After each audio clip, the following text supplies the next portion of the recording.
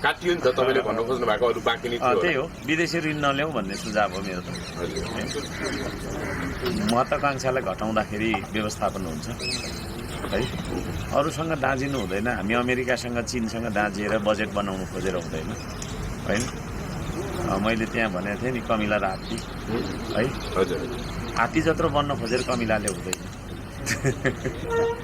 त्यो हाम्रो प्राकृतिक स्वरूपहरू हुन्छ भन्नाले घाँटी हेरी हाड निल्नु भने जस्तो हो त्यही भन्नु खोजेँ अब त्यसले गर्दाखेरि अब पपुलर हुने नाममा प्रत्येकचोटि सरकारले चाहिँ विदेशी ऋण बढाइराखेको छ होइन अहिले यो पार्टीको सरकार होइन यसले बढाउने अनि फेरि दाँजी दिने क्या पोहोरको सरकारले यस्तो राम्रो गरेको थियो यसपालि खोइ तिमीहरूको भन्ने अनि जहिले पनि तपाईँको चाहिँ फेरि आकार बढ्दै जाने तर सत्तापक्षका सांसदहरूले ऋण मात्रै दिएका हौ देश डुबाएका छैनौँ भनेर भन्नुभएको छ क्या यहाँ प्रत्येक पटक आएर ऋण लिएर जनतालाई घिउ खुवाउने के त्यस्तो छ हौ यो हामी सफल या असफल भन्ने मानक चाहिँ होइन विभिन्न तपाईँको चाहिँ फेरि इन्डिकेटर्स हुन्छ नि त ती इन्डिकेटर्सहरूमध्येको एउटा इन्डिकेटर चाहिँ तपाईँको यो फरेन लोन पनि फरेन लोन बढ्दै जाँदैछ भने हामी असफलताको बाटोमा जाँदैछौँ किनभने अब हामीलाई चाहिँ नि अब